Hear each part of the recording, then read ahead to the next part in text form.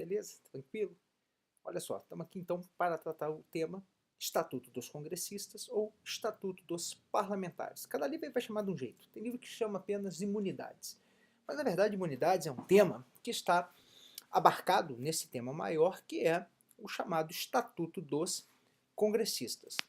Claro, imunidades é o tema principal, mas o Estatuto dos Congressistas não traz apenas as chamadas imunidades. É isso que nós vamos estudar aqui nessa aula, beleza? Bom, vamos lá, deixa eu reduzir o meu tamanho aqui agora, daqui a pouco eu aumento de novo se precisar, e partimos. Estatuto dos Congressistas. Olha só, quando nós falamos em Estatuto dos Congressistas, o que vem a ser isso? Tem um conceitozinho que eu deixei aqui, que diz assim, é o conjunto de normas que estabelecem o regime jurídico dos parlamentares, as quais dispõem mormente sobre suas imunidades e vedações ou impedimentos.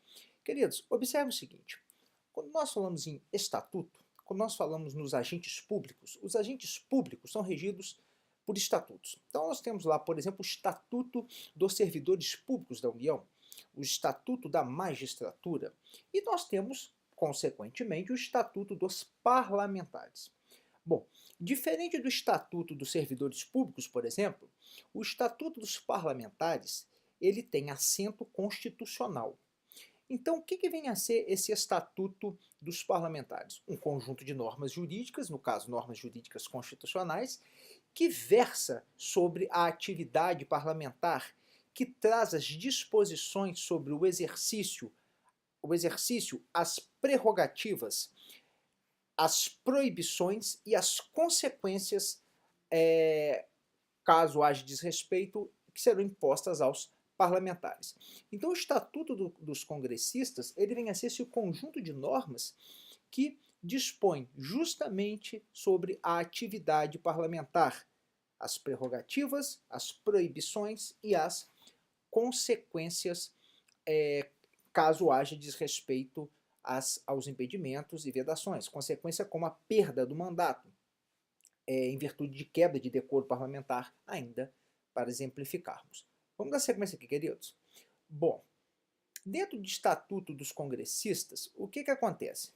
O principal tema dentro do Estatuto dos Congressistas, sem dúvida nenhuma, é o tema das imunidades. É o tema das imunidades parlamentares. O que vem a ser imunidade parlamentar?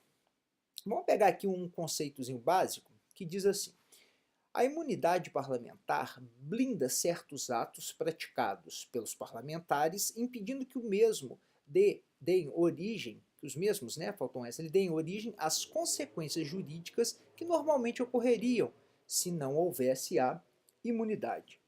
Bom, eu botei um gráfico aqui para a gente poder trabalhar, que é o seguinte, esqueçam aqui agora a questão da imunidade parlamentar, esqueça a questão dos parlamentares. Olha só, deixa eu pegar meu lapisinho aqui, tá? Beleza. O que acontece? Olha para esse gráfico aqui comigo, pessoal.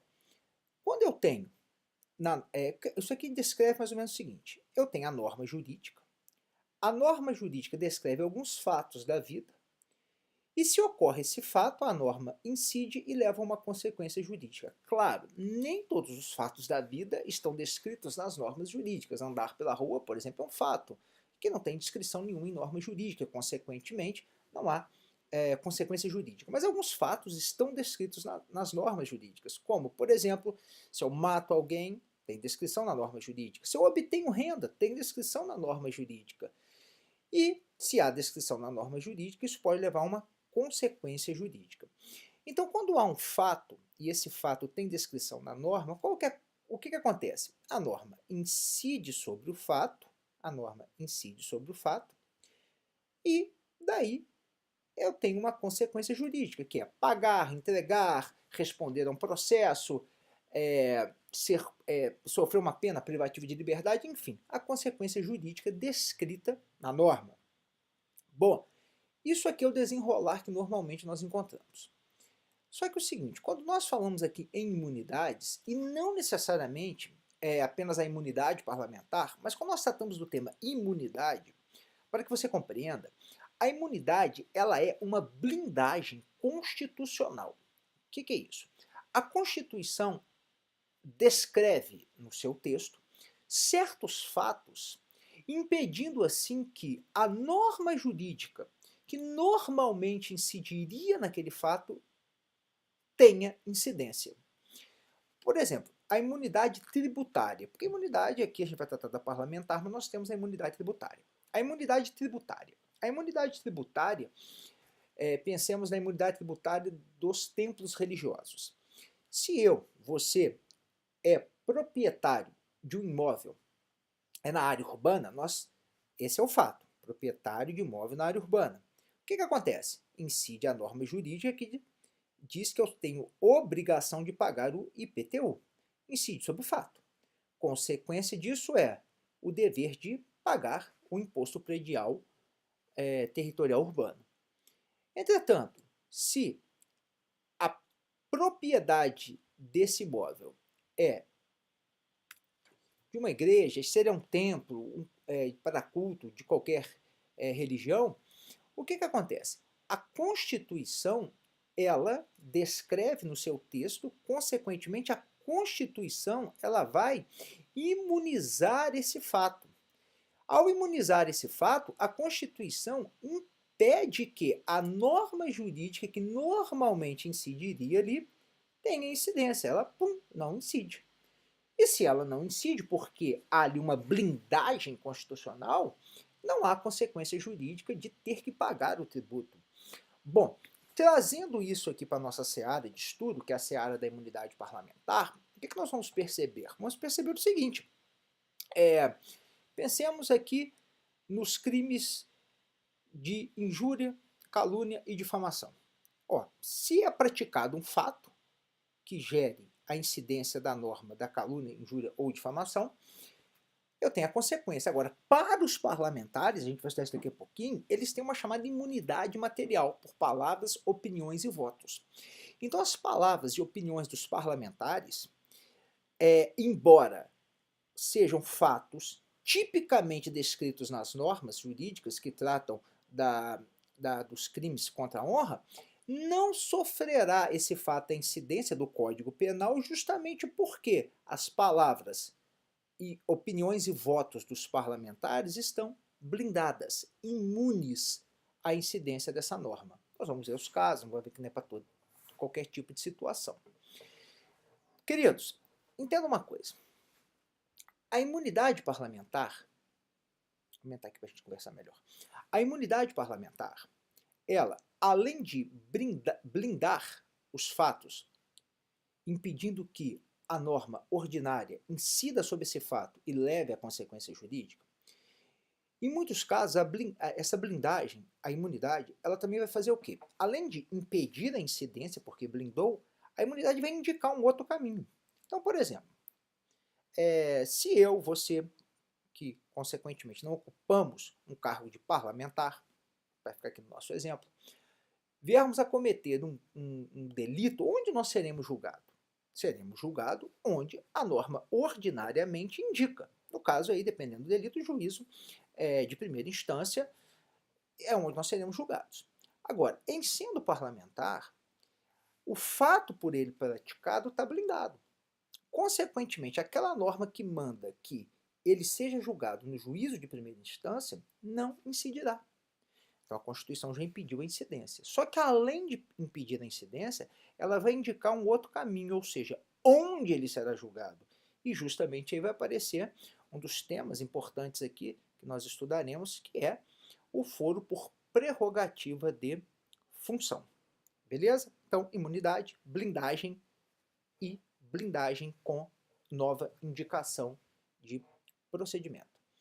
E aqui, aproveitando essa nossa conversa, antes da gente começar a tratar efetivamente aqui do tema das imunidades parlamentares, é importante que você perceba o seguinte: as imunidades, elas são prerrogativas dos parlamentares. Elas são prerrogativas dos parlamentares. Mas observe o seguinte, aqui eu coloco uma pergunta para a gente. A quem pertencem as imunidades? A quem pertencem as imunidades? Observe o seguinte, a imunidade, ela não pertence ao parlamentar mas sim ao cargo ao qual ele ocupa. O que eu quero dizer com isso? A imunidade, ela... Rapidinho. Beleza. A imunidade, ela não é da pessoa. A imunidade, ela é do cargo. O parlamentar, ao ocupar este cargo, ele, consequentemente, fará jus da imunidade. Como que eu gostaria que você compreendesse as imunidades? Da seguinte forma: as imunidades, elas são equipamentos dos cargos. Assim como lá os policiais, por exemplo, têm os seus equipamentos de trabalho para o exercício da atividade policial, as imunidades são equipamentos dos cargos. Perdão, as imunidades, elas são equipamentos do cargo de parlamentar. Então, aquele que passa a ocupar um cargo de parlamentar, ele passa a ter ali à sua disposição esse conjunto de ferramentas, esse conjunto de instrumentos para o exercício do cargo de parlamentar. Ou seja, o que eu quero dizer com isso, amigos? O que eu quero dizer é o seguinte: a imunidade está lá, é do cargo. Então, ocupou o cargo, tem as imunidades. Saiu do cargo, deixou as imunidades no cargo. Não à toa, nós vamos ver daqui a pouquinho, que, encerrado o mandato, o parlamentar não continua com direito a foro por prerrogativa de função, por exemplo. Encerrada a atividade parlamentar, aquilo que ele disse que pode ser considerado calúnia e difamação, se ele repetir agora sem a condição de ocupar o cargo, ele responderá e poderá ser apenado, né? Poderá ser condenado em relação ao crime de calúnia, difamação ou injúria, como nós veremos. Então aqui, amigo, recapitulando bem brevemente: imunidade, blindagem, blindagem e muitas vezes indicação do outro caminho a ser seguido. Imunidade pertence ao cargo e não à pessoa, ok? São equipamentos dos cargos. Outro ponto muito importante, meus queridos amigos: a imunidade não é privilégio. Imunidade é prerrogativa. Prerrogativa é ato inerente à república. As prerrogativas são dos cargos e não das pessoas. Das pessoas são privilégios. Privilégio, isso é próprio de monarquias. Então o barão, o duque, o rei, enfim, tem certos privilégios simplesmente por serem eles quem são. É inerente à pessoa e não ao cargo. Numa república, no Estado que adota o republicanismo como princípio estruturante, assim como está lá no artigo 1º da nossa Constituição, é inadmissível que haja privilégios.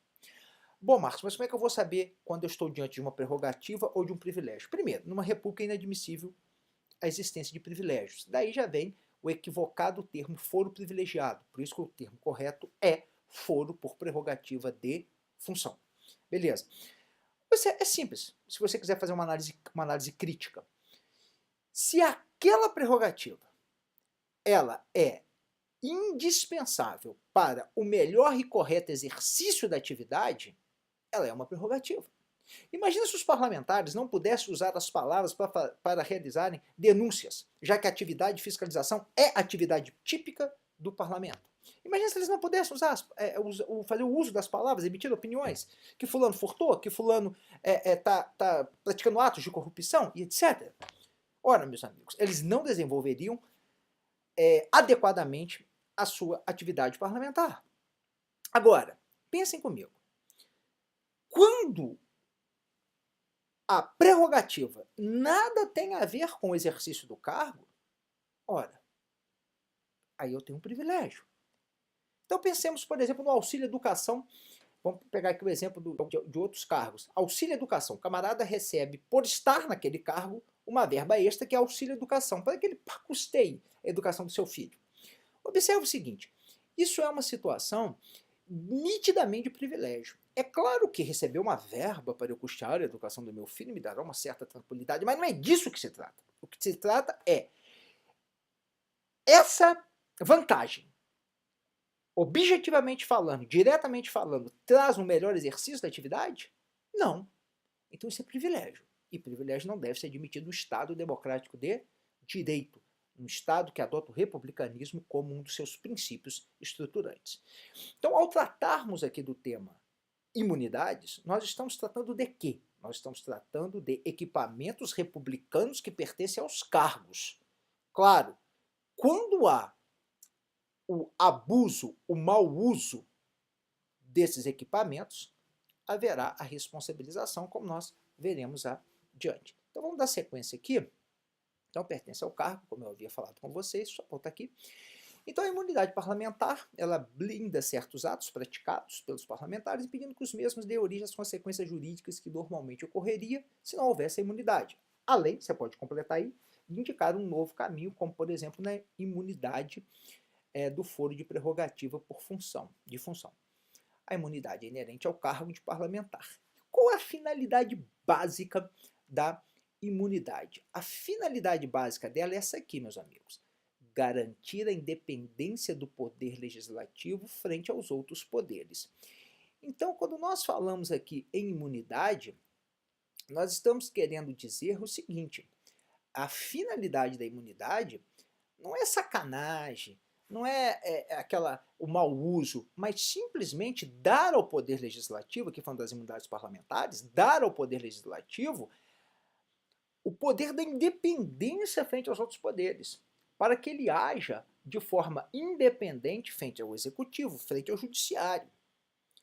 Porque quando nós falamos em poder legislativo, nós temos que lembrar que entre legislativo, por exemplo, Congresso Nacional, Presidência da República e Supremo Tribunal Federal, eles estão ombreados, eles estão lado a lado.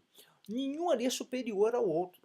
O que um pode em decorrência daquilo que está imediatamente acima deles, que é a Constituição. Consequentemente, ao garantir essas imunidades aos congressistas, o que acontece?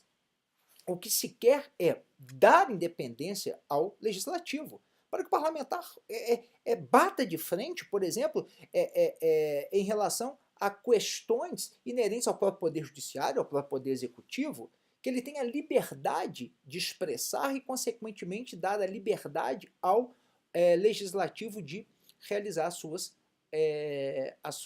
o exercício, melhor dizendo, das suas atividades típicas de legislar e fiscalizar.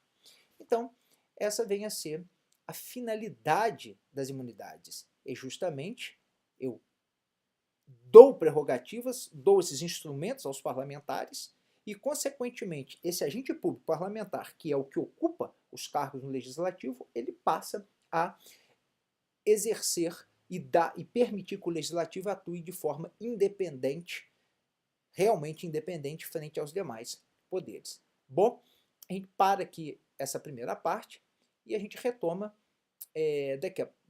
no próximo vídeo, né, sobre, dando sequência aqui à nossa temática de Estatuto dos Congressistas.